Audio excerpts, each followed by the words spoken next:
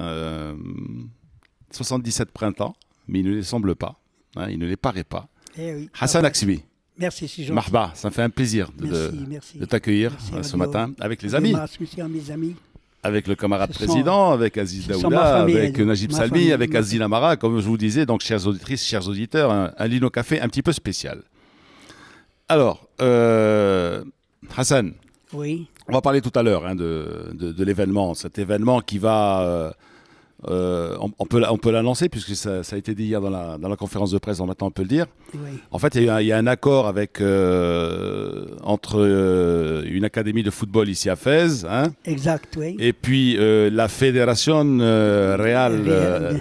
Andalous de Andalous, football, hein, parce qu'il faut dire qu'ils sont exactement, des régions de foot. autonomes, donc il y a une fédération autonome, une fédération qui dépend de la fédération espagnole évidemment, Bien sûr, oui. et elle a eu le parrainage, je dirais, de la Fédération Royale Espagnole de football. Très juste, oui. Et on aura donc le bonheur de voir de près, de toucher de près, la Coupe du Monde 2010, remportée par l'Espagne en Afrique du Sud, et aussi les deux coupes deux coupes européennes, d'Europe. les 2 euros, 2008-2012. Très juste. Voilà. Et puis ça sera aussi un moment, je dirais, de réflexion autour du football, autour de la formation, autour de la violence dans les stades, et puis surtout autour d'une certaine philosophie, comment devenir champion, comment remporter des titres en football. Bon, ça, on parle en deuxième heure. Très bien. Nous, on a Hassan ce matin, on va parler, c'est Lino Café, donc on va parler beaucoup plus du passé. Alors déjà, la première chose, qu'est-ce que ça t'a fait quand tu as revu un Reims-Nîmes en Coupe de France cette saison? Toi qui as joué pour Reims, tu as joué à Nîmes. Oui, bien sûr. Ben, il faut dire quand même que ça a été la meilleure occasion parce que ça fait longtemps que je n'ai pas suivi le championnat en France, surtout que Reims, il était en deuxième division. J'étais tellement content d'avoir Reims, le stade de Reims, la grande gloire du stade de Reims avec la majorité des grands joueurs. Le président Germain d'abord. Bien sûr, monsieur le Champagne qu'on l'appelait à l'époque. On a été bien gâtés avec lui d'abord. À chaque victoire, une caisse de champagne. Ça a été formidable. Je me rappelle même dans l'histoire... Toi, tu l'as revendé, non? Non, il faut dire quand même, non. Le champagne, c'est le champagne. Ah Mais bon? je me rappelle l'histoire, c'est au moment où je suis rentré, rentré, ça veut dire, non, je suis retourné à Tanger, parce que j'étais en contact avec plusieurs clubs, soit l'Argentine, soit Barcelone, à cette époque, c'est ma grande forme.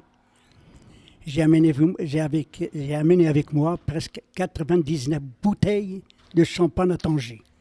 Et Dieu sait qu'est-ce que c'est alors. Ouais. Alors,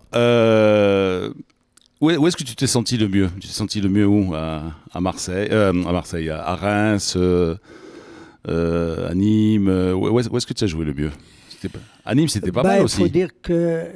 Avec Raïs et tout ça. Nîmes, ça a été une famille. Ouais. Surtout que l'entourage. Et puis, il faut dire que ma première année, j'ai trouvé pas mal des Nîmois, des familles. Ouais. Je me suis adapté tout de suite, peut-être avec mon langage, comme je parle, ma foi, le français, à part l'arabe et l'espagnol. J'ai trouvé une ambiance presque à peu près autant que chez moi.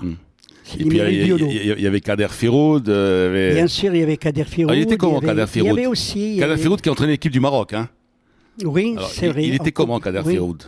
Oui, pour avoir la qualification en Coupe du Monde contre l'Espagne. Il était comment? Ça, c'est l'histoire. Kader Firoud, il était bien. Un grand entraîneur, mais il était dur, trop sévère. D'ailleurs, Mme Akasbi lui a toujours approché à chaque fois.